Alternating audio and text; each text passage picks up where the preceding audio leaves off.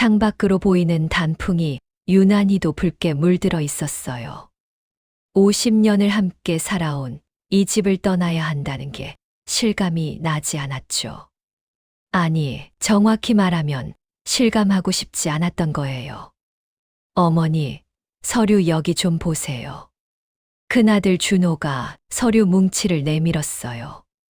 나는 돋보기를 꺼내 들고 천천히 내용을 훑어봤죠. 재산 증여 계약서. 지난 평생 모아온 재산을 자식들에게 나눠주는 문서였어요. 이렇게 하는 게 맞는 건가? 내 목소리는 떨렸어요. 75의 나이에도 여전히 결단을 내리기란 쉽지 않았죠. 어머니 상속세 때문에 미리 증여하는 게 훨씬 유리하다니까요. 저희를 믿으세요. 둘째 딸 미경이가 내 손을 잡았어요. 그 따뜻한 손길에 나는 결국 도장을 찍었죠. 서울 강남의 아파트 2채, 인천의 상가 건물, 그리고 평생 모아온 예금까지. 총 50억 원이 넘는 재산이었어요.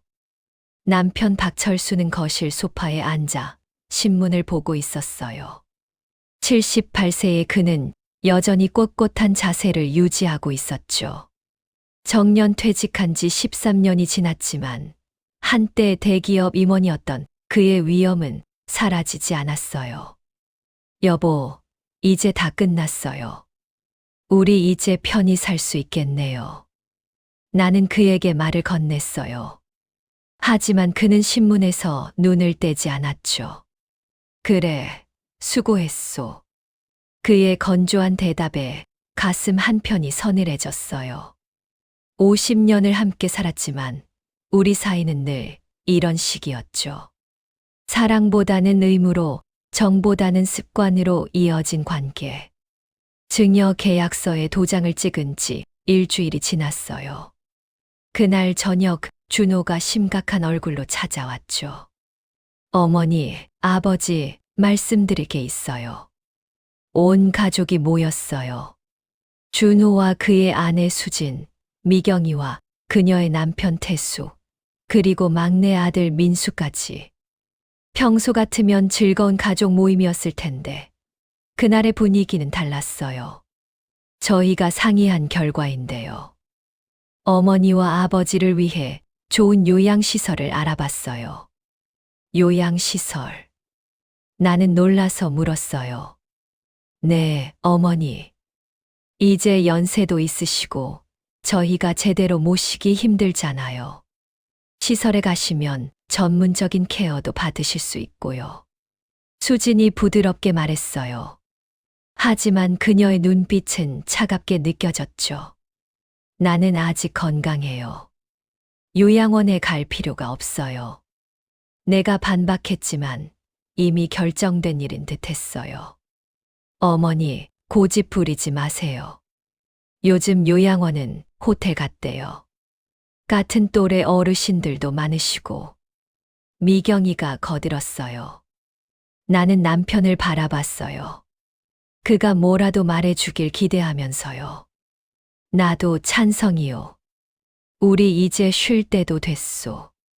남편의 말에 나는 얼어붙었어요. 평생을 함께 산 사람이 내 곁을 떠나고 싶다고 말하는 거예요. 여보, 이것도 다 우리를 위한 거요. 자식들 말이 맞소. 그날 밤 나는 잠을 이룰 수 없었어요. 침대 옆에 누워있는 남편의 등을 바라보며 눈물을 흘렸죠. 50년 동안 이 사람을 위해 살았는데 결국 내가 받은 건 이별 통보였어요. 다음 날부터 일사천리로 일이 진행됐어요. 준호가 경기도 가평에 있는 요양원 팜플렛을 가져왔죠. 사진 속 요양원은 깔끔하고 현대적이었어요. 하지만 그건 어디까지나 사진일 뿐이었죠. 어머니, 다음 주 화요일에 입소하시면 돼요. 짐은 저희가 다 챙겨드릴게요. 준호의 말투는 마치 출장을 보내는 것 같았어요. 여보도 같이 가는 거죠. 내가 물었어요. 아버지는 따로 계실 거예요. 따로. 남녀가 분리된 시설이라서요. 수진이 설명했지만 뭔가 석연치 않았어요. 50년을 함께 산 부부를 왜 떨어뜨려 놓는 거죠? 입소 전날 밤, 나는 남편에게 마지막으로 물어봤어요. 여보, 정말 나를 보내려는 거예요. 우리 50년을 함께 살았잖아요. 남편은 한참을 침묵하다가 말했어요. 당신도 이제 편히 쉬어야 하오. 평생 고생만 했소. 그 말에는 미안함도 애정도 담겨 있지 않았어요. 그저 의무를 다했다는 안도감만이 느껴졌죠. 입소하는 날, 준호의 차를 타고 가평으로 향했어요. 차창 밖으로 서울의 풍경이 점점 멀어졌죠. 평생을 살았던 도시가, 내가 일궈낸 모든 것들이 저 멀리 사라져 갔어요. 어머니, 곧 도착해요. 시설 정말 좋다니까요. 수진이 뒷자리에서 말했지만 나는 대답하지 않았어요. 창밖만 바라보며 눈물을 참았죠. 요양원에 도착했어요. 팜플렛 사진과는 달리 건물은 낡고 음침해 보였어요. 주차장에는 풀이 우거져 있었고 외벽 페인트는 여기저기 벗겨져 있었죠. 여기가 맞나요? 내가 물었지만 준호는 이미 차에서 내리고 있었어요. 시설 안으로 들어가자 소독약 냄새가 코를 찔렀어요. 복도는 좁았고 벽지는 누렇게 변색되어 있었죠. 곳곳에서 신음소리가 들려왔어요. 어서 오세요. 박순자 어르신이시죠? 중년의 여자가 다가왔어요. 원장이라고 했죠. 네, 그런데 여기가 방으로 안내해 드릴게요. 아드님 서류 작성 좀 부탁드려요. 준호는 원장을 따라갔고 나는 한 직원의 안내를 받아 방으로 향했어요. 4인실이었죠. 좁은 방의 침대 내에 개가 다닥다닥 붙어 있었어요. 여기서 지내라고요? 네, 어르신. 불편하시면 개인실도 있는데 추가 비용이 드세요. 직원은 무심하게 말했어요. 준호가 서류를 들고 왔어요. 어머니, 저 가봐야 해요. 불편한 거 있으면 전화하세요. 준호야, 잠깐만. 하지만 그는 이미 돌아서고 있었어요. 수진도 인사 한마디 없이 따라 나갔죠. 기다려요. 나는 복도로 뛰쳐나갔어요. 하지만 그들은 이미 엘리베이터에 타고 있었죠. 문이 닫히기 직전 준호와 눈이 마주쳤어요. 그의 표정에는 미안함도 망설임도 없었어요. 그저 의무를 끝낸 사람의 홀가분함만이 있었죠. 엘리베이터 문이 닫혔어요. 나는 그 자리에 주저앉아 울었어요. 복도를 지나던 사람들이 쳐다봤지만 신경 쓰이지 않았어요. 어르신, 일어나세요. 저녁 식사 시간이에요. 직원이 나를 일으켜 세웠어요. 식당으로 향하는 복도를 걸으며 나는 깨달았어요. 이곳은 내가 여생을 보낼 곳이 아니라 버려진 곳이라는 걸. 자식들이 나를 보낸 이유는 효도가 아니라 그저 귀찮은 존재를 치우기 위함이었다는 걸. 식당에 도착했어요. 50여 명의 노인들이 앉아 있었죠. 대부분 고개를 떨군 채 기계적으로 밥을 먹고 있었어요. 어떤 분은 혼자 중얼거렸고 어떤 분은 멍하니 허공을 바라보고 있었죠. 새로 오신 분이시구나. 옆 테이블에 앉아 있던 할머니가 말을 걸었어요. 70대 중반으로 보이는 그분은 비교적 정신이 또렷해 보였죠. 네. 오늘 들어왔어요. 나는 최영이요. 여기 온 지 3년 됐어요. 자식들이 보냈죠. 어르신도 그런가요? 나는 고개를 끄덕였어요. 말로 표현할 수가 없었죠. 처음엔 다들 그래요. 울고, 화내고, 자식들을 원망하죠. 근데 시간이 지나면 체념하게 돼요. 여기가 우리가 갈 수 있는 마지막 장소라는 걸 알게 되는 거죠. 최영희 할머니의 말은 냉정했지만 현실적이었어요. 저녁을 먹고 방으로 돌아왔어요. 룸메이트들이 보였죠. 한 분은 이미 깊은 잠에 빠져 있었고, 다른 분은 침대에 누워 천장을 바라보고 계셨어요. 나머지 한 분은 창가에 앉아 밖을 내다보고 계셨죠. 새로 오신 분이시군요. 창가에 계시던 분이 돌아보며 말했어요. 60대 후반으로 보이는 그분은 다른 분들에 비해 젊어 보였죠. 네. 박순자라고 해요. 저는 강미숙이에요. 반가워요. 그녀의 목소리는 따뜻했어요. 이곳에서 처음 느껴보는 온기였죠. 여기, 어떤가요? 내가 조심스럽게 물었어요. 솔직히 말하면 지옥이에요. 하지만 우리에게 선택권은 없어요. 가족들이 원하는 건 우리가 조용히 눈에 띄지 않게 사라지는 거니까요. 강미숙의 말은 가슴을 찔렀어요. 하지만 부정할 수 없는 진실이었죠. 그날 밤 나는 좁은 침대에 누워 천장을 바라봤어요. 형광등 불빛이 어둡게 깜빡였죠. 옆 침대에서는 누군가의 코 고는 소리가 들렸고, 복도에서는 간호사들의 발소리가 들렸어요. 어쩌다 이렇게 된 걸까? 평생을 가족을 위해 살았어요. 남편의 성공을 위해 내 꿈을 포기했고, 자식들을 키우기 위해 내 삶을 희생했죠. 시부모님을 극진히 모셨고, 명절마다 온 집안 친척들을 위해 음식을 준비했어요. 그런데 결과는 이거예요. 낡은 요양원의 4인실 침대. 가족들의 연락 한 통 없는 밤. 휴대폰을 꺼내 들었어요. 준호에게 전화를 걸었죠. 신호음이 길게 울렸지만 받지 않았어요.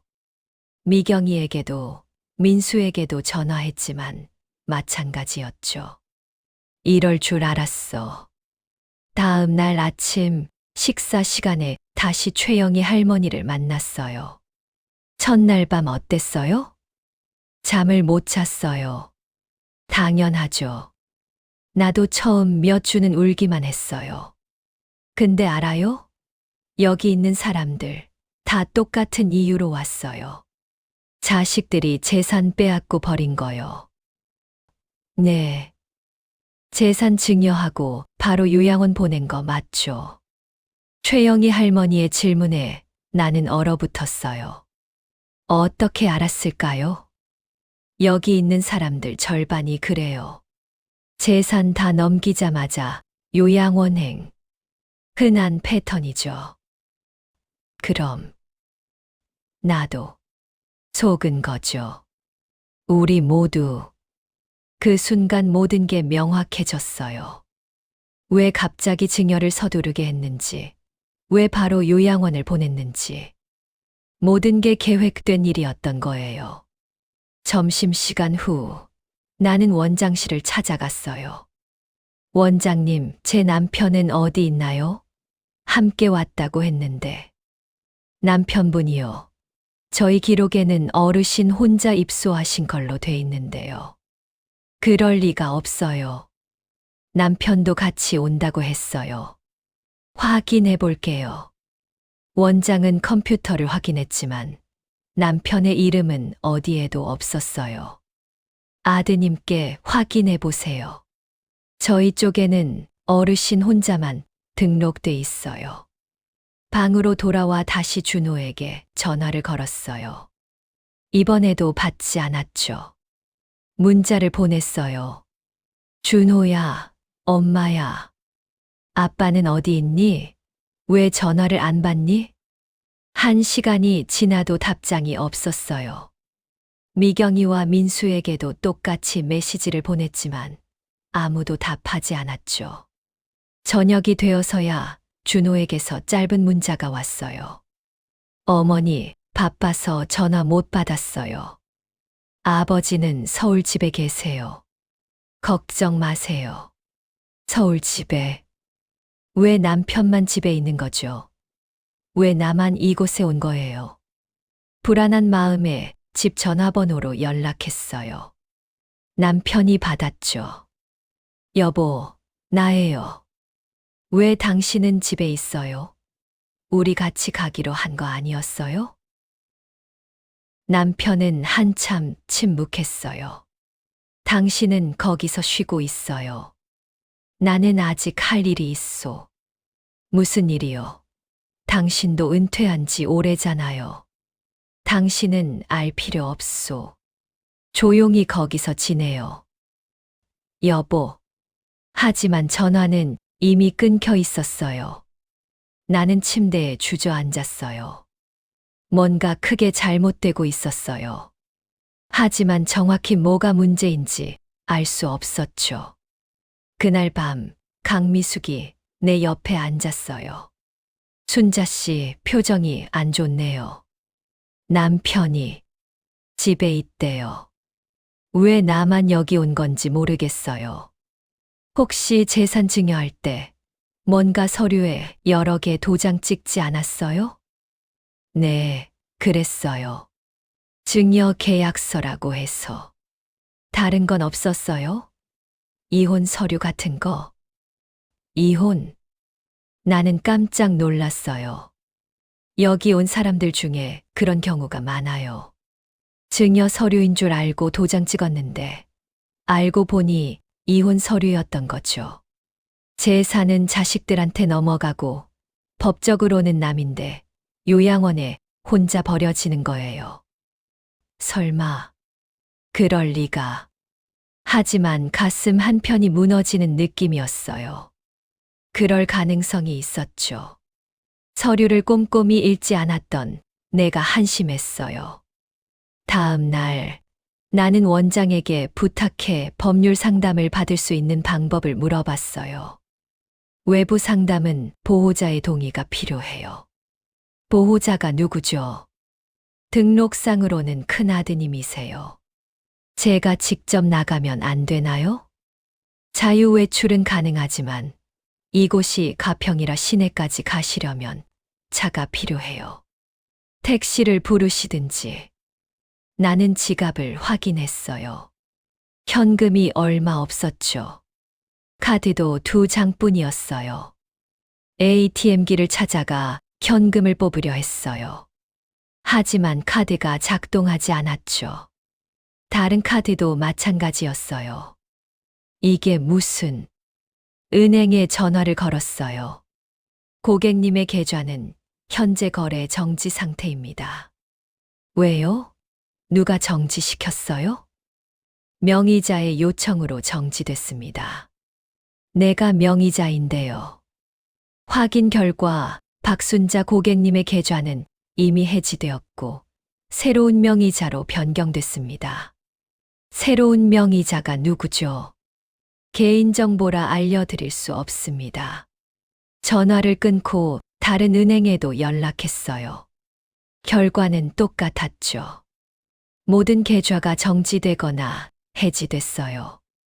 이게 정말 가능한 일인가? 패닉 상태로 준호에게 전화를 걸었어요. 이번에는 받았죠. 준호야, 내 계좌가 다 막혔어. 이게 무슨 일이야? 아, 그거요? 어머니가 요양원 계시는 동안 관리하기 편하게 명의를 일시적으로 변경했어요. 내 허락도 없이. 어머니가 서류에 도장 찍으셨잖아요. 그때 위임장도 포함되어 있었어요. 위임장. 네, 어머니 기억 안 나세요.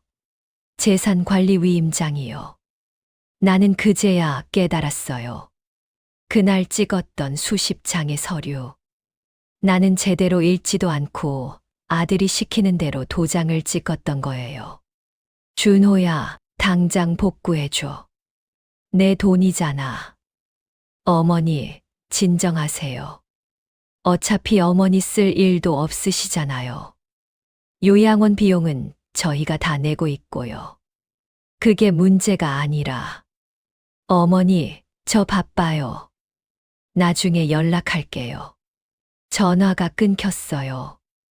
나는 그 자리에 주저앉아 울었어요.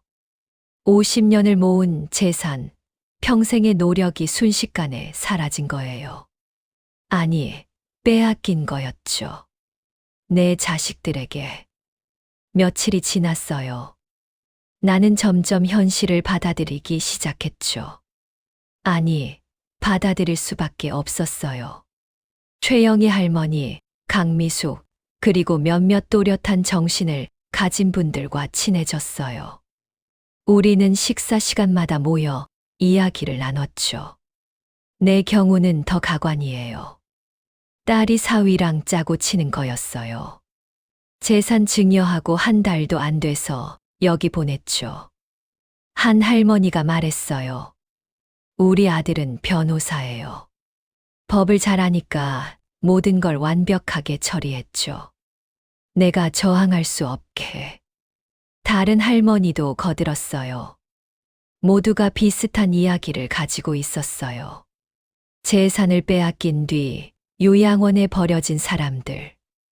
법적으로는 아무 문제가 없는 완벽한 범죄의 피해자들. 그런데 순자 씨, 남편분은 정말 집에만 계신 걸까요?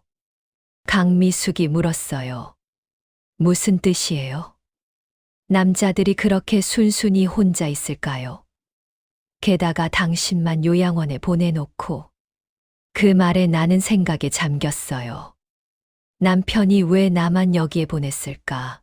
정말 할 일이 있어서일까? 혹시 남편분이 다른 여자라도 있는 거 아니에요? 최영희 할머니가 조심스럽게 물었어요. 설마요. 78살인데. 하지만 내 목소리에는 확신이 없었어요. 그날 밤 나는 과거를 떠올려 봤어요. 남편과의 50년. 행복했던 적이 있었나요? 사랑했던 적이 있었나요? 솔직히 말하면 우리의 결혼은 사랑이 아니었어요. 중매로 만나 부모님의 뜻에 따라 결혼했죠. 남편은 당시 유망한 회사원이었고 나는 평범한 가정의 딸이었어요. 결혼 후 남편은 일에만 매진했어요. 승진을 위해 밤낮 없이 일했고 집에는 잠만 자러 왔죠. 나는 집안일을 하고 아이들을 키우며 시부모님을 모셨어요. 그렇게 20년이 흘렀어요. 아이들이 자라고 남편은 임원이 됐죠. 우리는 강남의 아파트로 이사했고 경제적으로는 풍족해졌어요. 하지만 우리 사이의 거리는 점점 멀어졌어요. 대화는 줄어들었고 스킨십은 사라졌죠. 같은 침대를 쓰면서도 우리는 남처럼 지냈어요. 그래도 바람을 피울 만한 사람은 아니었는데. 하지만 확신할 수 없었어요. 남편을 정말로 아는 게 뭐가 있었나요? 다음 날 아침 나는 결심했어요. 직접 확인해 보기로. 강미숙 씨, 혹시 가평 시내 가는 버스 있나요? 있긴 한데 걸어서 30분은 가야 해요. 괜찮겠어요? 가야죠. 확인해야 할 게 있어요. 점심 식사 후 나는 몰래 요양원을 빠져나왔어요. 문지기가 물어봤지만 산책한다고 둘러댔죠. 길은 험했어요. 가파른 언덕을 내려가야 했고 차들이 쌩쌩 지나다니는 국도를 걸어야 했어요. 75의 나이에 이런 걸 하게 될 줄은 몰랐죠. 1시간쯤 걸어 버스 정류장에 도착했어요. 다리는 아팠지만 포기할 수 없었어요. 서울로 가는 버스를 탔어요. 창밖으로 풍경이 스쳐 지나갔죠. 가평의 산들이 점점 멀어지고 서울의 빌딩들이 보이기 시작했어요. 집에 도착한 건 오후 3시였어요. 열쇠는 아직 가지고 있었죠. 조심스럽게 문을 열었어요. 여보, 집 안은 조용했어요. 거실에는 아무도 없었죠. 나는 안으로 들어가 침실 문을 열었어요. 그리고 얼어붙었죠. 침대에는 남편이 누워 있었어요. 하지만 혼자가 아니었죠. 옆에는 낯선 여자가 있었어요. 60대 중반으로 보이는 염색한 머리에 화장을 진하게 한 여자. 누구세요? 나는 떨리는 목소리로 물었어요. 남편과 여자가 깜짝 놀라 일어났죠. 순자야? 남편이 당황한 표정으로 말했어요. 여보, 이게 무슨 일이에요? 이 여자는 누구고? 나는 정미란이라고 해요. 여자가 태연하게 말했어요. 마치 이 집의 주인인 것처럼. 정미란, 내가 묻는 건 당신이 여기서 뭐 하는 거냐고요. 철수 오빠랑 살고 있어요. 당신은 모르셨어요? 뭐라고? 나는 남편을 바라봤어요. 여보, 설명해봐요. 이게 도대체 무슨 상황이에요? 남편은 한참을 망설이다가 입을 열었어요. 미안하오. 당신에게 말하지 못한 게 있소. 말하지 못한 게 미란이와 나는 오래전부터 알고 지낸 사이요. 오래전이 얼마나 오래전인데요. 정미란이 대신 대답했어요. 50년이요. 우리는 철수 오빠가 결혼하기 전부터 만났어요. 그 순간 세상이 무너지는 것 같았어요. 50년. 네, 오빠가 당신과 결혼한 후에도 우리는 계속 만났어요. 이게 말이 돼요? 나는 남편을 향해 소리쳤어요. 50년 동안 나를 속인 거예요? 내가 당신을 위해 모든 걸 바쳤는데. 당신도 알잖소. 우리 결혼은 사랑이 아니었소. 부모님이 정해준 거였잖소. 그래도 이건 아니잖아요. 정미란이 침대에서 내려와 가운을 걸쳤어요. 순자 씨, 화내지 마세요. 오빠는 당신에게 최선을 다했어요. 집도 사줬고 생활비도 줬잖아요. 당신이 뭔데 나한테 이래라 저래라 해요. 나는 오빠의 진짜 사랑이에요. 당신은 그냥 법적인 배우자일 뿐이고. 그 말에 나는 무너졌어요. 50년이 그냥 법적인 배우자로 정리되는 순간이었죠. 자식들도 아는 거예요? 내가 물었어요. 남편이 고개를 끄덕였어요. 모두 알고 있소. 이미 오래전부터. 그래서 나를 요양원에 보낸 거군요. 당신들이 편히 살 수 있게. 당신도 편히 쉬어야 하지 않소. 편히 쉬라고 나를 버리면서. 나는 남편에게 다가갔어요. 50년이에요. 50년 동안 당신을 위해 살았어요. 당신 부모님 모시고, 당신 아이들 키우고, 당신 뒷바라지하고. 그게 다 뭐였어요? 고마웠소. 정말로. 하지만 이제는 필요 없다는 거죠. 남편은 대답하지 않았어요. 그 침묵이 모든 걸 말해줬죠. 재산도 다 빼앗았죠. 자식들이랑 짜고? 당신이 서류에 도장을 찍었소. 속여서 찍게 한 거잖아요. 법적으로는 문제가 없소. 그 순간 나는 깨달았어요. 모든 게 치밀하게 계획된 일이었다는 걸.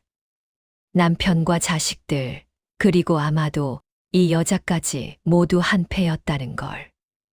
이혼 서류도 끼워 넣었죠. 남편이 놀란 표정을 지었어요. 어떻게? 역시 그랬군요. 나는 웃었어요.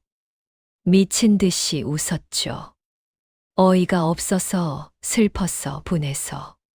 순자 씨, 저기요. 정밀한이 내 어깨에 손을 얹었어요. 나는 그 손을 뿌리쳤죠. 손대지 마세요. 진정해요. 이미 끝난 일이에요. 받아들이세요. 받아들이라고. 내 인생을 빼앗긴 걸 받아들이라고. 당신 인생은 이미 끝났어요. 요양원에서 조용히 마무리하세요. 정밀한의 차가운 말에 나는 할 말을 잃었어요. 남편이 입을 열었어요. 순자, 돌아가요. 여기는 이제 당신 집이 아니요.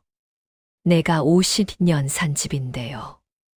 법적으로는 이미 준호 명이요. 우리는 그냥 관리하고 있는 거요.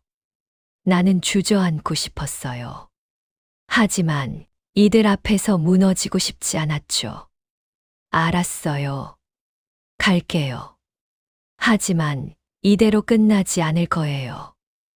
순자, 말하지 마세요. 이제 당신은 남이에요. 법적으로도 마음으로도. 나는 집을 나왔어요. 엘리베이터를 타고 내려가는 동안 눈물이 멈추지 않았죠. 밖에 나오니 어두워지고 있었어요. 어디로 가야 할지 막막했죠. 요양원으로 돌아가야 하는데 몸도 마음도 움직이지 않았어요. 근처 공원 벤치에 앉았어요. 저녁 무렵에 찬 바람이 불었지만 느껴지지 않았어요. 머릿속이 하얘졌죠. 이제 어떻게 하지? 재산도 없고 집도 없고 가족도 없었어요. 75살의 나이에 완전히 혼자가 된 거예요. 휴대폰이 울렸어요. 준호였죠. 어머니, 지금 어디세요? 요양원에서 연락 왔어요. 무단 외출했다고. 집에 갔었어. 집에요. 왜요? 내 아버지 보러. 그리고 그 여자도 봤어. 전화기 너머로 침묵이 흘렀어요. 어머니, 너도 알고 있었지. 50년 동안 내 아버지가 바람 피운 거. 그건 다 알고도 나를 속인 거지. 재산 빼앗고 이혼 서류에 도장 찍게 하고 요양원에 버린 거지. 어머니, 오해예요. 오해? 뭐가 오해야? 내가 직접 본 걸. 어머니, 진정하시고 요양원으로 돌아가세요. 거기가 어머니가 계실 곳이에요. 내가 계실 곳은 내 집이야. 내가 50년 산 그 집. 그 집은 이미 제 명의예요. 어머니 집이 아니에요. 준호야. 어머니, 제발 순순히 받아들이세요. 저희도 어머니를 위한 거예요. 날 위한 거라고. 날 속이고 버리는 게 날 위한 거야.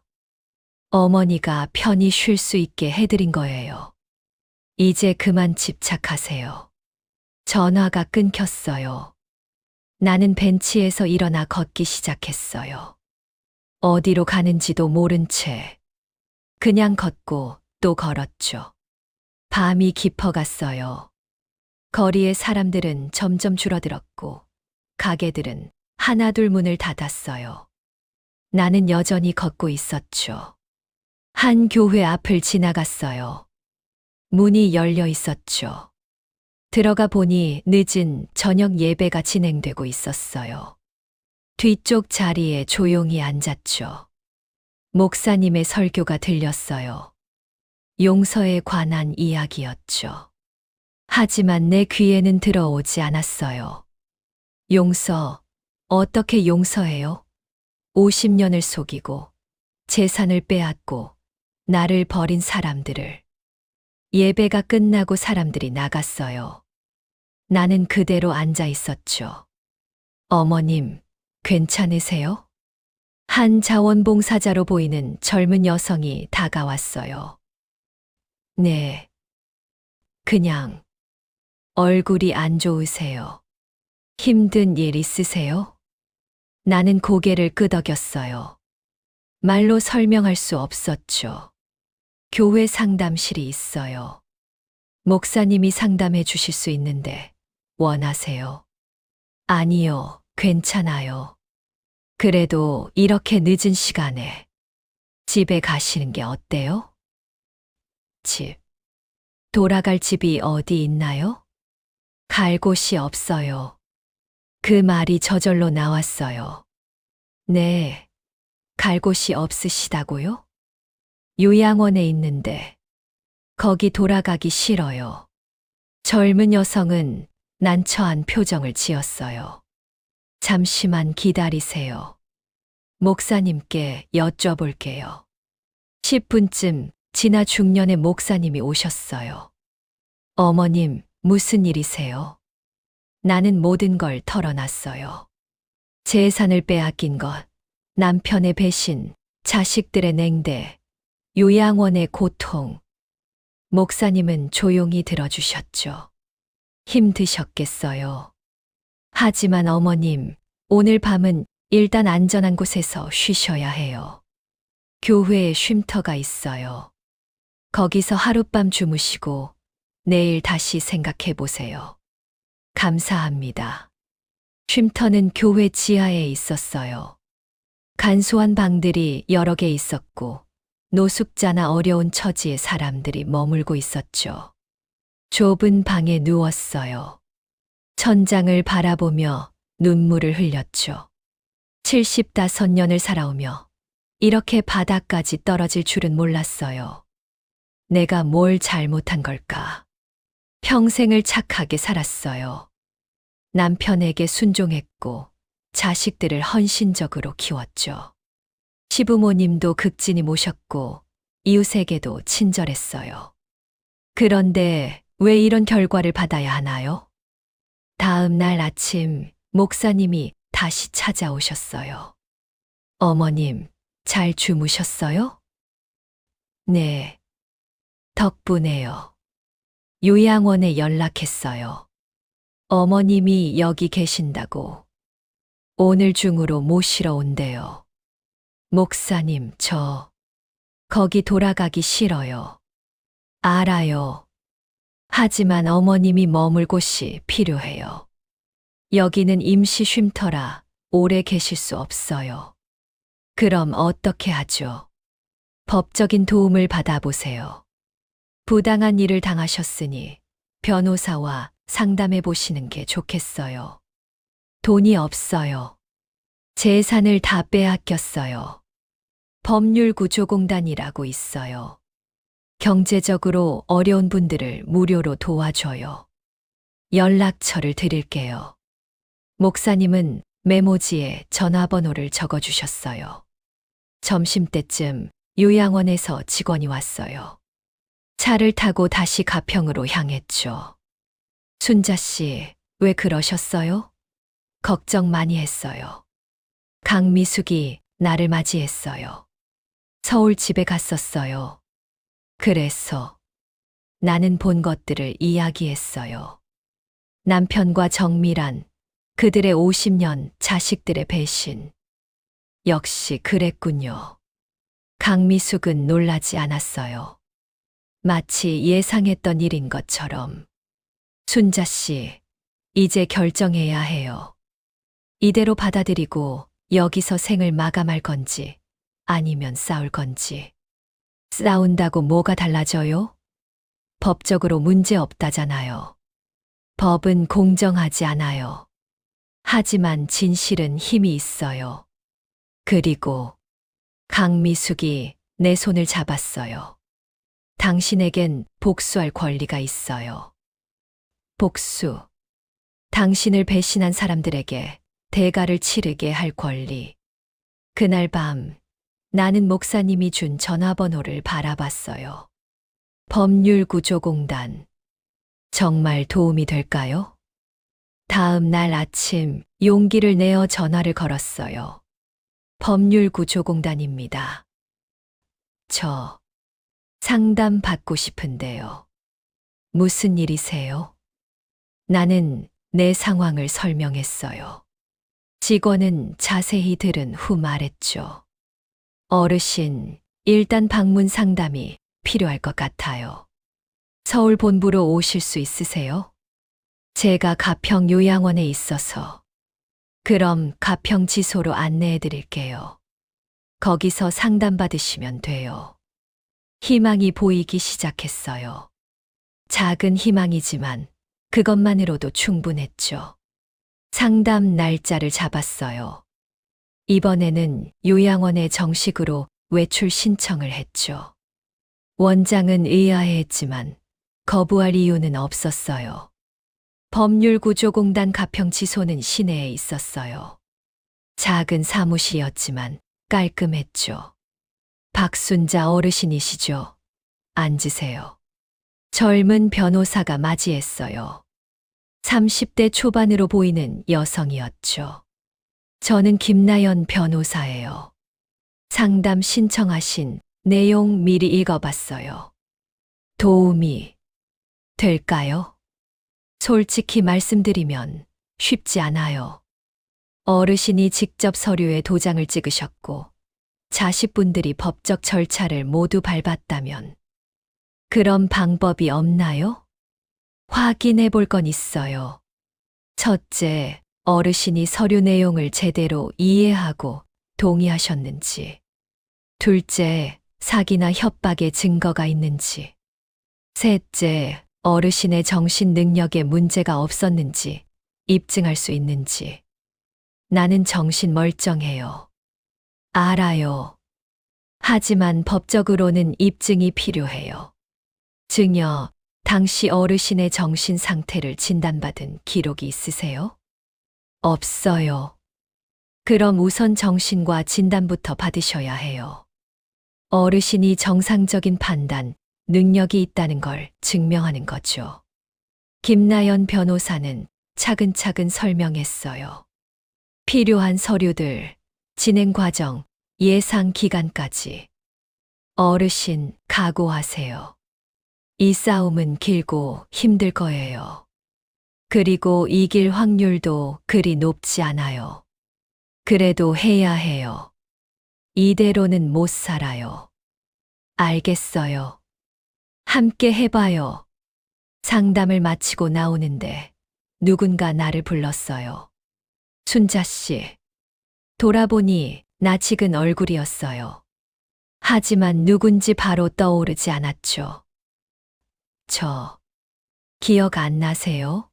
윤희정이에요. 윤희정. 그제야 기억이 났어요. 30년 전 큰아들 준호와 결혼했던 며느리. 나는 그녀를 심하게 구박했었죠.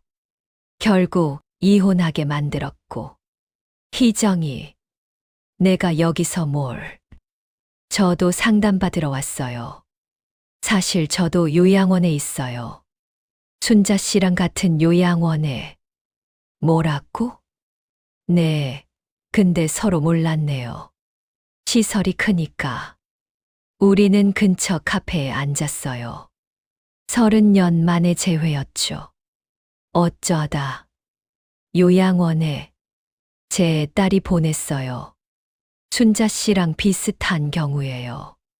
재산 다 빼앗기고. 딸이? 네, 준호 오빠랑 이혼하고 재혼해서 낳은 딸이에요. 근데 그 딸이. 희정이는 눈물을 흘렸어요. 어머님, 아니 순자 씨. 저 그때 정말 힘들었어요. 어머님이 저를 얼마나 구박하셨는지. 나는 고개를 숙였어요. 기억나죠? 나는 희정이를 못 살게 굴었어요. 집안일을 강요했고 사소한 실수에도 화를 냈죠. 준호에게도 아내를 함부로 대하라고 부추겼어요. 미안해. 정말 미안해. 이제 와서 사과받아도 이미 다 지난 일이에요. 왜 같은 요양원에 있는 거야? 설마. 네, 준호 오빠 처사예요. 자기 전처를 같은 요양원에 넣은 거죠.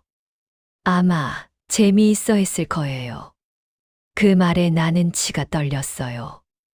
아들이 그렇게 잔인한 사람이었나요? 희정아, 너도 변호사 만났구나. 네, 근데 제 경우도 쉽지 않대요. 딸한테 재산을 증여한 게 10년 전이라서. 10년. 네, 딸이 결혼할 때 도와주려고 미리 증여했어요. 그때는 좋은 딸이었는데 결혼하고 사위랑 짜고 변한 거죠. 우리는 한참을 이야기했어요. 서로의 고통을, 배신을, 절망을. 그리고 이상하게도 마음이 조금 편해졌어요. 나만 당한 게 아니라는 사실이 위로가 됐죠. 순자 씨, 우리 함께 싸워요. 희정이가 내 손을 잡았어요. 함께. 네, 혼자서는 힘들잖아요. 서로 도우면서. 나는 망설였어요. 이 여자는 내가 30년 전에 쫓아낸 며느리예요. 내가 구박하고 이혼하게 만든 사람이죠. 하지만 지금은 달랐어요. 우리는 같은 처지의 피해자였어요. 고마워. 함께하자. 그날부터 희정이와 나는 동맹이 됐어요. 우리는 매일 만나 계획을 세웠죠. 어떻게 증거를 모을지, 어떻게 법적 대응을 할지. 순자 씨, 준호 오빠 약점을 알아요. 어느 날 희정이가 말했어요. 약점. 회사 돈을 빼돌린 적이 있어요. 이혼할 때 알게 됐는데 증거를 가지고 있어요. 정말? 네, 당시에는 쓰지 않았어요. 아이 문제 때문에. 근데 이제는 다르죠. 희정이의 눈빛이 달라졌어요. 복수를 결심한 사람의 눈빛이었죠. 우리는 또 다른 동료를 찾았어요. 요양원에서 만난 최영희 할머니, 강미숙. 그들도 비슷한 처지였죠. 우리 4명이서 팀을 만들어요. 강미숙이 제안했어요. 노인들의 복수팀. 어때요? 복수팀이라. 이름이 필요해요. 뭐가 좋을까요? 황혼의 반란 어때요? 희정이가 말했어요. 좋아요. 황혼의 반란. 우리를 버린 사람들에게 반란을 일으키는 거예요. 그렇게 우리 넷의 동맹이 시작됐어요. 첫 번째 과제는 증거 수집이었어요. 우리 각자가 당한 부당한 일들을 입증할 자료가 필요했죠. 내 경우는 서류가 필요해요. 증여 계약서 원본을 확인해야 해요. 내가 말했어요. 준호 집에 있지 않을까요? 아마도. 근데 어떻게 들어가요? 제가 방법을 알아요. 희정이가 말했어요. 비밀번호 알아요. 준호 오빠는 맨날 같은 비밀번호만 써요. 정말? 네, 한번 시도해봐요. 우리는 치밀하게 계획을 세웠어요. 준호 부부가 모두 출근한 시간을 노려 집에 들어가기로 했죠. 며칠 후, 우리는 실행에 옮겼어요. 희정이와 나, 그리고 강미숙까지 셋이서 준호의 아파트로 향했어요. 떨려요. 내가 말했어요. 저도요. 근데 해야 해요. 희정이가 비밀번호를 눌렀어요. 삐 하는 소리와 함께 문이 열렸죠. 들어가요, 빨리. 우리는 조심스럽게 집 안으로 들어갔어요. 준호의 서재로 향했죠. 서류는 보통 서재 책장에 있어요. 희정이가 책장을 뒤지기 시작했어요. 나도 함께 찾았죠. 찾았다. 파일 박스 안에서 서류 뭉치가 나왔어요. 내가 도장을 찍었던 그 서류들이었죠. 사진 찍어요, 빨리. 강미숙이 휴대폰으로 서류들을 촬영했어요. 증여 계약서, 재산 관리 위임장, 그리고 이혼 동의서. 내 손이 떨렸어요. 정말로 이혼 서류가 끼워져 있었던 거예요. 이건 명백한 사기예요. 어르신이 이혼 서류인 줄 모르고 도장 찍은 거잖아요. 증거가 될까요? 될 거예요. 분명히. 우리는 모든 서류를 촬영하고 조심스럽게 원래대로 돌려놨어요. 그리고 집을 나왔죠. 성공했어요. 밖에 나오자 희정이가 환하게 웃었어요. 이제 시작이에요. 나도 처음으로 희망을 느꼈어요. 며칠 후, 우리는 김나연 변호사를 다시 만났어요. 촬영한 서류들을 보여줬죠. 이거, 대단한데요? 변호사의 눈이 반짝였어요. 이혼 동의서가 다른 서류들 사이에 끼워져 있었다는 게 입증되면 사기로 고소할 수 있어요. 정말요? 네. 하지만 더 확실한 증거가 필요해요. 당시 상황을 증언해 줄 사람이 있으면 좋겠는데. 증인. 나는 생각해 봤어요. 그날 그 자리에 있던 사람은 준호, 수진, 그리고 미경이와 태수, 민수. 자식들밖에 없었어요. 자식들은 증언 안 할 거예요. 어르신 편에 서지 않을 테니까. 그럼 어떻게? 다른 방법을 찾아야 해요. CCTV 같은 거라도 있으면. 집에 CCTV가 있었어요. 희정이가 소리쳤어요. 현관에 설치된 홈 CCTV요. 준호 오빠가 보안 때문에 달았어요. 그럼 그날 영상이 남아있을 수도 있겠네요. 서버에 저장되는 방식이었어요. 계정만 있으면 접속할 수 있어요. 계정을. 제가 알아요. 아직도 같은 계정 쓸 거예요. 희정이는 준호의 모든 걸 알고 있었어요. 30년이 지났지만 그때의 기억들이 생생했던 거죠. 우리는 다시 계획을 세웠어요. CCTV 영상을 확보하는 것. 희정이가 준호의 홈 CCTV 계정에 접속했어요. 다행히 비밀번호가 변경되지 않았죠. 들어갔어요. 화면에 준호 집 현관이 보였어요. 우리는 증여 계약을 한 날짜로 돌아갔죠. 영상이 재생됐어요. 준호가 나를 현관까지 배웅하는 장면이 보였죠. 그리고 내가 나간 후 준호가 수진에게 말하는 게 들렸어요. 됐어. 엄마가 다 사인했어. 이혼 서류도 모르고 도장 찍었고. 정말 완벽하네.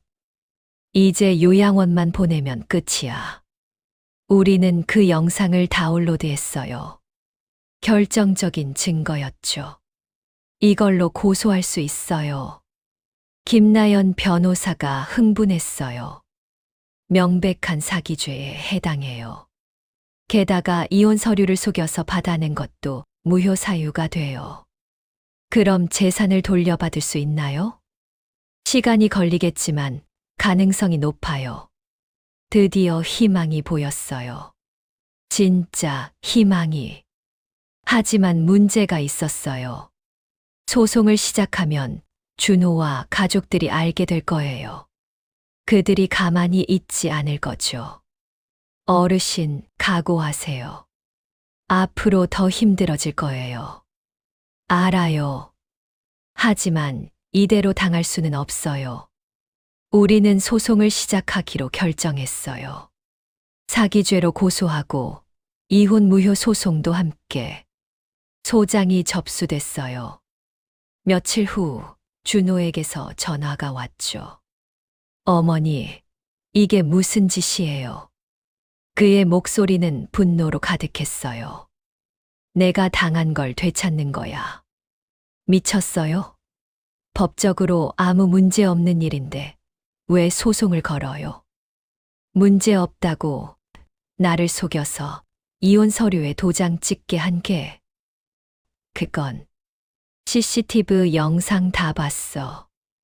내가 수진이랑 한 말도 들었고 전화기 너머로 침묵이 흘렀어요. 어머니, 그걸 어떻게든 찾아냈지. 이제 법정에서 보자. 어머니, 제발 소송 취하하세요. 우리 가족끼리 이러지 말고. 가족, 너희가 나를 가족으로 생각했어. 요양원에 버리면서. 어머니, 더 이상 할 말 없어. 변호사 통해서 이야기해. 전화를 끊었어요. 손이 떨렸지만 후회하지 않았어요. 그날 밤 요양원 식당에서 우리 넷이 모였어요. 순자 씨, 잘하셨어요. 강미숙이 내 손을 잡았어요. 이제 진짜 시작이에요. 최영희 할머니가 말했어요. 우리 모두 함께 싸워요. 끝까지. 희정이가 힘주어 말했어요. 황혼의 반란 시작됐어요. 우리는 손을 맞잡았어요. 70년을 살아온 내 여자의 손. 주름지고 거칠었지만 그 어느 때보다 강했죠. 소송이 시작되자 준호네 가족은 발칵 뒤집혔어요. 미경이도 민수도 연락을 해왔지만 나는 받지 않았죠. 대신 그들이 내게 한 행동들이 하나씩 밝혀지기 시작했어요. 김나연 변호사가 조사한 결과 준호는 내 재산을 증여받은 직후 바로 부동산 매매 계약을 진행했어요. 강남 아파트를 팔아치운 거죠. 급한 불이라도 있었나 봐요. 시세보다 낮은 가격에 급매로 내놨더라고요. 얼마에 팔았어요? 15억이요. 원래 시세는 18억인데 3억을 손해보면서 급하게 판 이유가 뭘까요? 조사해보니 준호의 회사가 부도 위기에 있었어요. 빚이 10억이 넘었죠. 그러니까 내 재산으로 자기 빚을 갚으려고? 그런 것 같아요. 게다가 인천 상가 건물도 담보로 대출을 받았어요. 뭐라고? 네, 이미 5억 원어치 대출이 시행됐어요. 화가 났어요. 내가 평생 모은 재산을 피땀 흘려 일궈낸 것들을 저렇게 함부로 써버리다니. 미경이와 민수도 조사해 주세요. 알겠어요. 며칠 후 미경이에 대한 조사 결과가 나왔어요. 미경 씨는 증여받은 돈으로 남편 사업에 투자했어요. 근데 그 사업이 사기였대요. 사기. 네, 남편 태수 씨가 투자 사기에 연루됐어요. 현재 경찰 조사를 받고 있고요. 내 돈이 사기꾼의 손에 들어간 거예요. 민수는요? 민수 씨는 도박에 쓴 것 같아요. 도박. 네, 카지노 출입 기록이 있어요. 증여받은 직후부터 강월랜드를 자주 드나들었어요. 세 자식 모두 내 재산을 탕진하고 있었어요. 나를 위해서가 아니라 자기들 욕심을 채우기 위해. 그런데 더 충격적인 사실이 밝혀졌어요. 어르신, 남편분 조사 결과가 나왔어요. 김나연 변호사의 표정이 어두웠어요. 무슨 일이에요? 남편분이 정미란 씨와 혼인 신고를 했어요. 뭐라고? 어르신과 이혼이 성립되자마자 정미란 씨와 재혼한 거예요. 법적으로. 머리가 어질어질했어요. 그게 가능해요? 내가 동의도 안 했는데. 이혼 서류가 법적으로 유효하게 처리됐으니까요. 사기였다는 게 밝혀지기 전까지는. 그럼 지금 철수는? 네, 법적으로는 정미란 씨의 남편이에요. 50년 남편이 하루아침에 남의 남편이 된 거예요. 게다가 변호사는 더 충격적인 이야기를 꺼냈어요. 정미란 씨도 재산이 상당해요. 아파트 2채의 상가 건물 하나. 어디서 났는지 아세요? 어디서요? 남편분이 평생 모은 돈이에요. 어르신 몰래 정미란 씨 명의로 빼돌린 거죠. 나는 그 자리에 주저앉고 싶었어요. 50년 동안 돈을 빼돌렸다고요? 네, 급여의 상당 부분을 따로 관리했던 것 같아요. 게다가 퇴직금도 정밀한 씨 계좌로 들어갔어요. 그럼 나는 어르신이 아시던 재산은 빙산의 일각이었던 거예요.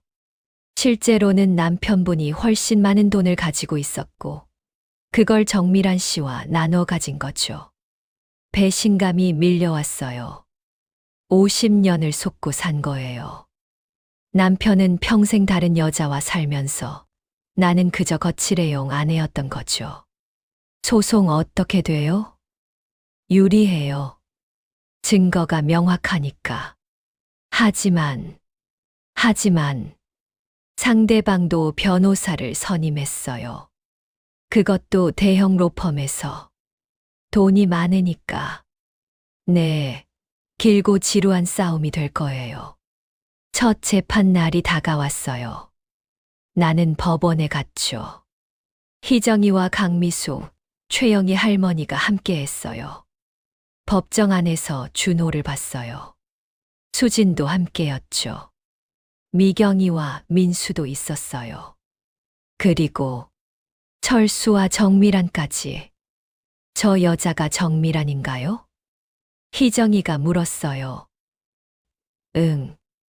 정미란은 화려하게 차려입고 있었어요. 명품, 베개, 고급 옷. 내 돈으로, 아니 남편이 평생 모은 돈으로 치장한 거겠죠. 재판이 시작됐어요. 검사가 고소 내용을 설명했어요. 사기, 이혼 무효, 재산 반환 청구. 준호 측 변호사가 반박했어요. 피고인은 모친의 노후를 위해 최선을 다했습니다.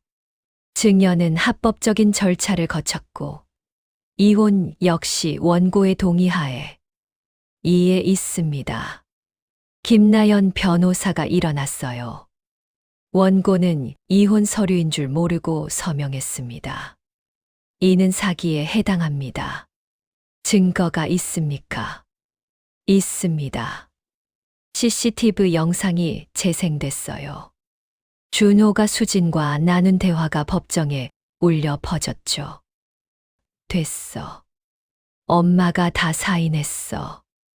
이혼 서류도 모르고 도장 찍었고. 법정이 술렁였어요. 준호의 얼굴이 하얗게 질렸죠. 이 영상은 어떻게 입수하셨습니까? 판사가 물었어요. 피고인의 집에 설치된 CCTV에서 합법적으로 다운로드했습니다. 피고 측, 이 영상에 대해 반박하시겠습니까? 준호의 변호사는 당황한 듯 보였어요. 영상의 진위를 확인해 봐야 합니다. 조작 가능성도 조작이 아닙니다. 디지털 포렌식 전문가의 감정서가 있습니다. 김나연 변호사가 서류를 제출했어요. 재판은 우리에게 유리하게 흘러갔어요. 준호는 제대로 반박하지 못했죠. 하지만 철수가 증인으로 나왔을 때 분위기가 달라졌어요. 저는 아내와 합의하에 이혼했습니다. 합의요? 부인이 서류 내용을 몰랐다는데요. 그건 부인이 기억을 못하는 것뿐입니다. 연세도 있으시고 제 정신 멀쩡합니다. 나는 자리에서 일어나 소리쳤어요. 원고, 앉으세요. 판사가 제지했어요. 철수는 계속 거짓말을 했어요. 우리가 합의 이혼했다고, 내가 요양원에 가길 원했다고. 당신은 50년 동안 거짓말만 했잖아요. 나는 참을 수 없었어요. 정밀한과 바람 피운 것도, 돈을 빼돌린 것도 모두 거짓말이었어요. 원고. 판사가 다시 제지했지만 나는 멈출 수 없었어요. 50년을 속이고 나를 이용하고 마지막엔 버렸잖아요. 순자 씨, 진정하세요. 김나연 변호사가 나를 말렸어요. 재판은 다음으로 연기됐어요. 법정을 나오며 나는 철수와 마주쳤죠. 순자, 말 걸지 마세요. 당신은 내게 남이에요. 미안하오. 하지만 이미 늦었소. 늦은 건 당신이에요. 내가 가만히 당하고만 있을 줄 알았어요? 철수는 쓴웃음을 지었어요. 이겨봤자 뭐가 남소, 우리 나이에. 존엄이 남아요. 내가 당한 걸 되찾는 것, 그게 중요한 거예요. 고집 센 건 예나 지금이나 똑같구만. 당신이 날 그렇게 만든 거예요. 나는 돌아서서 걸어갔어요. 뒤돌아보지 않았죠. 요양원으로 돌아오는 차 안에서 희정이가 물었어요. 순자 씨, 괜찮으세요? 응, 괜찮아. 재판 잘 될 것 같아요. 증거가 명확하니까. 그래도 시간은 걸리겠지. 저희가 함께 있잖아요. 희정이가 내 손을 잡았어요. 따뜻했죠. 30년 전 내가 이 아이를 쫓아냈을 때 이런 날이 올 줄 알았을까. 희정아, 그때 정말 미안했어. 아직도 그 얘기하세요? 이제 다 지났어요. 아니야. 나는 너한테 너무 심했어. 며느리로서가 아니라 사람으로서 존중하지 않았어. 순자 씨, 내가 나쁜 시어머니였어. 인정해. 희정이는 잠시 침묵했다가 말했어요. 맞아요. 나쁜 시어머니였어요. 근데 지금은 달라요. 지금은 함께 싸우는 동료예요. 우리는 웃었어요. 요양원 차 안에서 70을 넘긴 두 여자가 웃고 있었죠. 요양원에 도착하니 저녁 시간이었어요. 식당에서 강미숙과 최영희 할머니가 기다리고 있었죠. 어땠어요? 잘 됐어요. 우리가 이길 것 같아요. 다행이네요. 그런데 강미숙이 진지한 표정을 지었어요. 우리도 움직여야 할 것 같아요. 무슨 뜻이에요? 제 딸년이 요즘 수상해요. 요양원에 계속 전화하더라고요. 뭔가 꾸미는 것 같아요. 우리를 해칠까 봐. 가능성이 있어요. 소송 때문에 불리해지니까. 우리는 경계를 강화하기로 했어요. 혼자 다니지 않기, 의심스러운 사람 조심하기, 음식도 주의하기. 혹시 모르니 각자 유언장을 써두는 게 어때요? 최영희 할머니가 제안했어요. 유언장. 만약을 대비해서요. 우리한테 무슨 일 생기면 재산이 다시 자식들한테 가잖아요. 그럼 어디로 가게 하죠? 자선단체에 기부하면 어때요? 우리 같은 처지의 노인들을 돕는 곳에. 좋은 생각이었어요. 우리는 각자 유언장을 작성했죠. 변호사 입회하에 공증도 받았어요. 이제 좀 안심이네요. 하지만 그 안심도 잠시였어요. 어느 날 밤 강미숙이 쓰러졌어요. 심한 복통을 호소하며 응급실로 실려갔죠. 음식에 뭔가 탄 것 같대요. 다음 날 아침 병원에서 연락이 왔어요. 누가 그랬어요? 모르죠. 근데 분명 누군가 의도적으로. 우리는 긴장했어요. 정말로 우리를 해치려는 사람이 있는 거예요. 경찰에 신고해야 해요. 증거가 없어요. CCTV를 확인해 봤지만 수상한 사람은 안 보였대요. 내부인이란 얘기네요. 요양원 직원 중에? 우리는 서로를 바라봤어요. 믿을 사람이 없었죠. 일단 우리끼리만 음식을 먹어요. 직접 만들어서. 요양원에서 허락할까요? 원장한테 사정해봐요. 다행히 원장은 이해해줬어요. 우리에게 작은 부엌을 사용할 수 있게 해줬죠. 대신 다른 분들한테는 말하지 마세요. 소문나면 곤란해요. 우리는 비밀리에 자급자족하기 시작했어요. 장을 보고 직접 요리하고 함께 먹었죠. 마치 숨어 사는 것 같네요. 실제로 그런 거 아니에요. 우리를 없애려는 사람들로부터. 시간이 지나며 우리의 유대는 더 깊어졌어요. 단순한 동료를 넘어서 가족 같은 관계가 됐죠. 우리가 진짜 가족인 것 같아요. 어느 날 저녁, 희정이가 말했어요. 혈연으로 맺어진 가족보다 더 서로를 아끼잖아요. 맞아요. 진짜 가족은 피가 아니라 마음으로 이어지는 거예요. 우리는 서로를 언니라고 부르기 시작했어요. 나이 순서대로 최영이 첫째 언니, 나 둘째 언니, 강미숙 셋째 언니, 희정이 막내, 황혼의 반란 자매들. 우리는 웃으며 손을 맞잡았어요. 재판은 계속됐어요. 한 달에 한 번씩 법정에 섰죠. 그때마다 새로운 증거가 나왔고 준호 측은 점점 궁지에 몰렸어요. 어머니, 제발 소송 취하해 주세요. 준호가 법정 밖에서 나를 붙잡고 애원했어요. 왜? 내가 잘못한 게 밝혀질까 봐. 제 인생이 망가져요.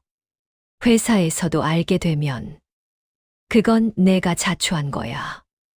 나를 속이고 재산을 빼앗고 요양원에 버렸잖아. 어머니. 나는 내 어머니가 아니야.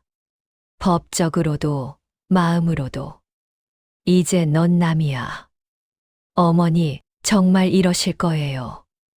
응, 끝까지 싸울 거야. 내가 한 짓을 세상에 알릴 거야. 준호의 눈에 눈물이 맺혔어요. 하지만 내 마음은 흔들리지 않았죠. 넌 내게서 모든 걸 빼앗았어. 재산, 가정, 존엄까지. 이제 내가 내게서 빼앗을 차례야. 재판부는 결국 우리에게 유리한 판결을 내렸어요. 피고 박준호는 사기 및 이혼 무효에 대한 책임을 지고 원고에게 증여받은 모든 재산을 반환하라. 승소였어요. 우리가 이긴 거예요. 법정을 나서며 나는 하늘을 올려다봤어요. 구름 사이로 햇살이 비쳤죠. 해냈어. 판결 후 준호는 항소했어요. 예상했던 일이죠. 길어질 거예요. 2심, 3심까지 갈 수도 있어요. 김나연 변호사가 말했어요. 괜찮아요. 시간이 걸려도 끝까지 갈 거예요. 하지만 예상치 못한 일이 벌어졌어요. 준호의 회사가 파산했어요. 빚이 눈덩이처럼 불어나 감당할 수 없게 된 거죠. 어머니, 살려주세요. 준호가 요양원에 찾아왔어요. 초췌한 모습이었죠. 집도 차도 다 압류됐어요. 이제 갈 곳도 없어요. 그래서 나한테 왔어. 네. 제발 소송 취하해 주시고 도와주세요. 도와달라고. 날 요양원에 버린 너를? 잘못했어요. 정말 잘못했어요. 제가 미쳤었어요. 준호는 무릎을 꿇었어요. 50년을 살아오며 처음 보는 모습이었죠. 일어나. 어머니. 일어나라고. 준호가 일어났어요. 눈물 범벅인 얼굴이었죠. 너를 용서할 수 있을지 모르겠어. 하지만 한 가지는 확실해. 나는 너처럼 되고 싶지 않아. 무슨, 내가 나한테 한 것처럼 나도 너를 버릴 수도 있어. 하지만 그러면 나도 너랑 똑같은 사람이 돼. 나는 한숨을 쉬었어요. 소송은 취하 안 해. 내가 한 짓은 벌을 받아야 해. 하지만, 재산은 일부 돌려줄게. 너희가 살아갈 수 있을 만큼. 어머니, 대신 조건이 있어. 요양원에서 나가는 거야. 그리고 다시는 내 앞에 나타나지 마. 준호는 고개를 끄덕였어요. 미경이와 민수에게도 같은 조건이야. 각자 살아갈 최소한만 주고 나머지는 내가 관리할 거야. 알겠습니다. 준호가 떠나고 희정이가 다가왔어요. 잘 아신 거예요? 모르겠어. 하지만 이게 맞는 것 같아. 너무 착하신 거 아니에요. 착한 게 아니야. 그냥 인간적인 거지. 재산을 돌려받는 과정은 복잡했어요. 하지만 김나연 변호사의 도움으로 하나씩 해결됐죠. 강남 아파트는 이미 팔렸지만 매각 대금을 회수할 수 있었어요. 인천 상가 건물도 담보 대출을 갚고 되찾았죠. 총 40억 정도 회수했어요. 10억은 어디 갔어요? 이미 탕진된 부분이에요. 준호 씨 회사에 들어간 돈, 민수 씨가 도박으로 날린 돈. 그걸 다 돌려받을 순 없나요? 어려워요. 이미 소진된 자산이라. 아쉽지만 어쩔 수 없었어요. 40억이면 충분해요. 나는 재산을 나눴어요. 준호, 미경이, 민수에게 각각 2억씩. 살아갈 수는 있는 돈이었죠. 나머지 34억은 네 가지로 나눴어요. 첫째, 우리 네 자매의 노후 자금. 각자 3억씩. 둘째, 학대받는 노인들을 위한 쉼터 설립 기금. 10억. 셋째, 노인 인권 변호사 양성 장학금. 5억. 넷째, 요양원 개선 운동 기금. 5억. 그리고 나머지 10억은 재단을 만들어 관리하기로 했어요. 황혼의 희망 재단. 우리와 같은 처지의 노인들을 돕는 재단. 이게 진짜 의미 있는 일이에요. 강미숙이 말했어요. 우리가 당한 고통을 다른 사람들은 겪지 않게 하는 거죠. 재단 설립 소식이 알려지자 언론이 관심을 보였어요. 70대 노인들이 만든 기적의 역전극. 재산 빼앗긴 할머니들의 통쾌한 복수. 기사들이 쏟아졌어요. 우리의 이야기가 세상에 알려진 거죠. 인터뷰 요청도 많았어요. 처음에는 거절했지만 김나연 변호사가 설득했어요. 어르신들의 이야기가 많은 사람들에게 희망이 될 수 있어요. 그리고 경각심도 줄 수 있고요. 우리는 방송에 나갔어요. 한 시사 프로그램이었죠. 어떻게 견디셨어요? 가장 힘든 순간은 언제였나요? 진행자가 물었어요. 요양원에 처음 갔을 때요. 내가 버려졌다는 걸 깨달았을 때가 제일 힘들었어요. 내가 대답했어요. 그때 어떻게 일어서셨나요? 혼자였으면 못 일어섰을 거예요. 하지만 이 자매들이 있었어요.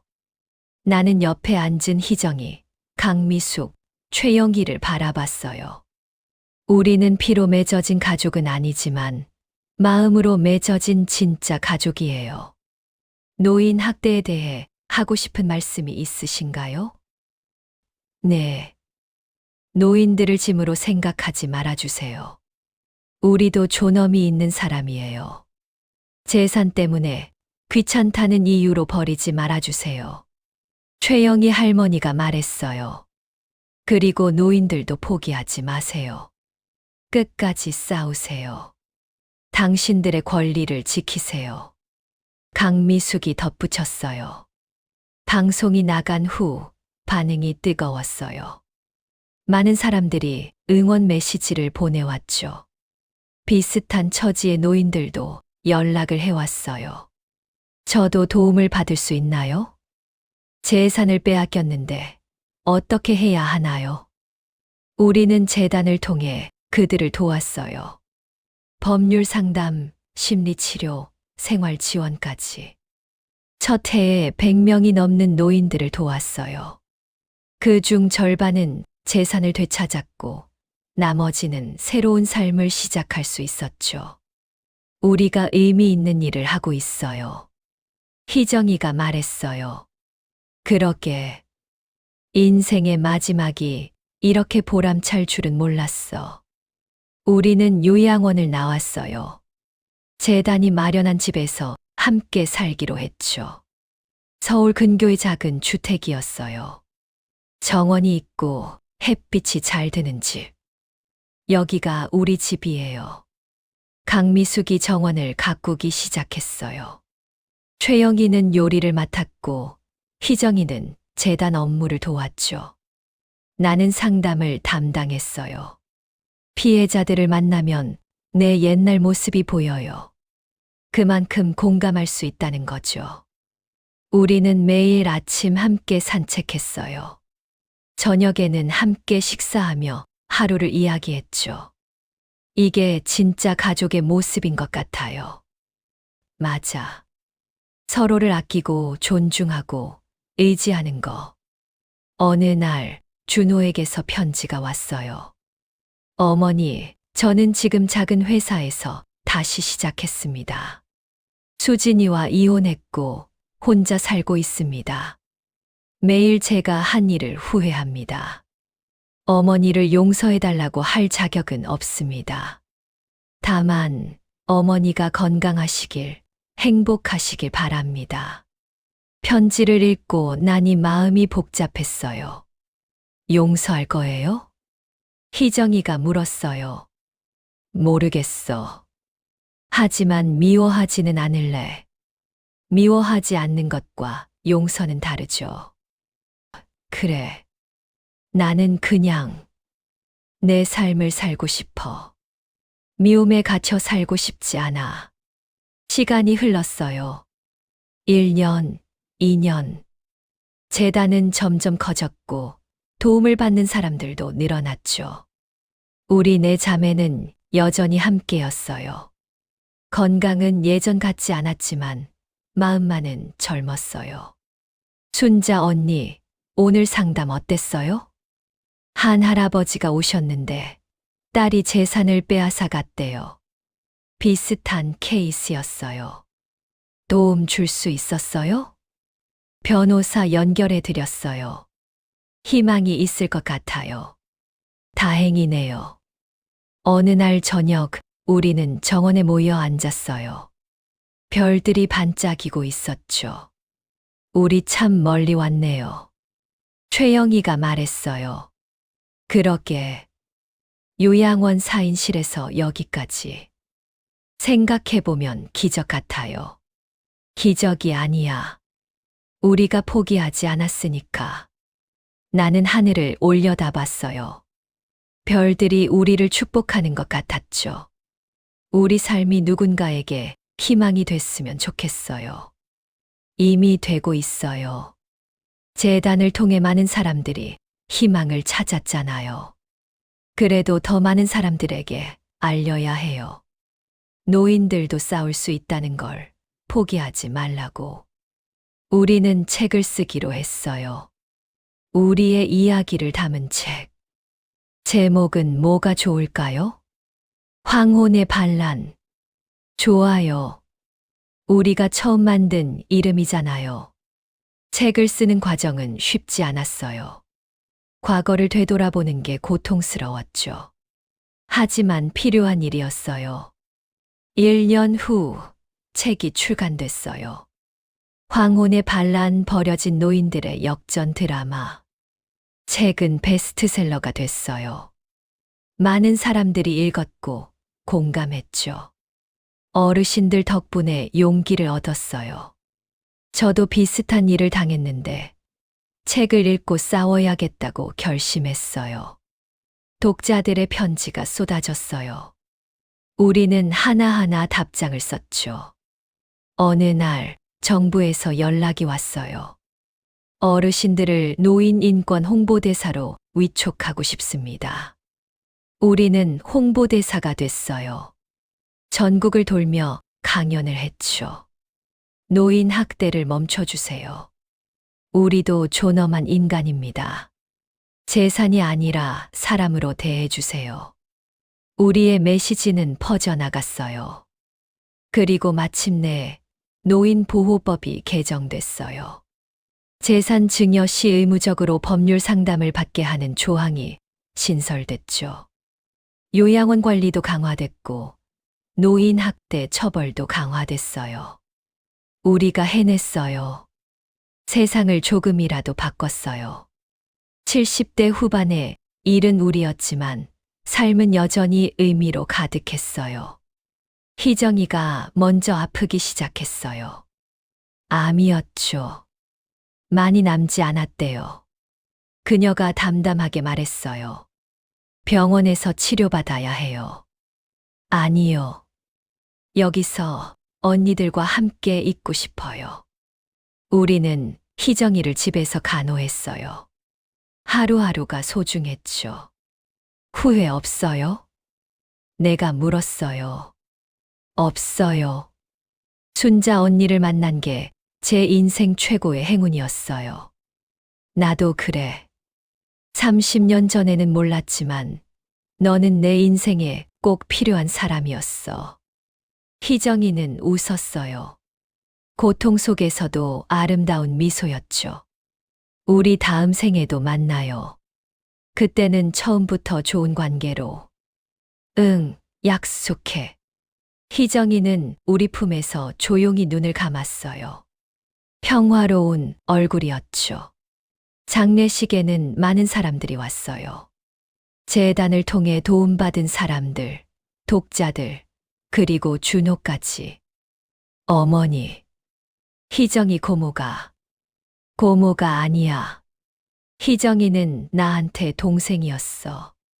가족이었어. 준호는 더 이상 말하지 않았어요.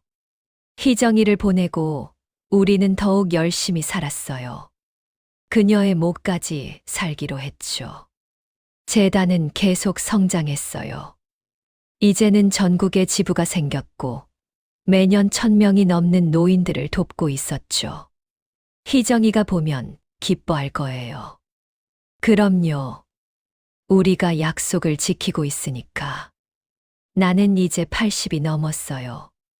강미숙은 78, 최영희는 83. 우리는 여전히 함께 살며 함께 일하고 있었죠. 언제까지 할 수 있을까요? 강미숙이 물었어요. 할 수 있을 때까지. 우리가 필요한 사람들이 있는 한. 그래요. 끝까지 함께해요. 어느 봄날 정원에 벚꽃이 피었어요. 우리는 나무 아래 앉아 차를 마셨죠. 예쁘다. 우리 인생도 이 꽃처럼 피었네요. 늦게 피었지만 아름답게. 황혼의 꽃이죠. 우리는 웃었어요. 주름진 얼굴에 평화가 깃들어 있었죠. 멀리서 누군가 우리를 보고 있었어요. 재단의 도움을 요청하러 온 할머니였죠. 그녀는 우리를 보며 생각했어요. 나도 저렇게 될 수 있을까? 저렇게 웃을 수 있을까? 나는 그녀를 보고 손을 흔들었어요. 어서 오세요. 차 한잔 하시겠어요? 할머니가 다가왔어요. 조심스럽게 하지만 희망을 품고. 저 도움이 필요해요. 그럼 잘 오셨어요. 여기는 희망을 찾는 곳이에요. 우리는 그녀를 맞이했어요.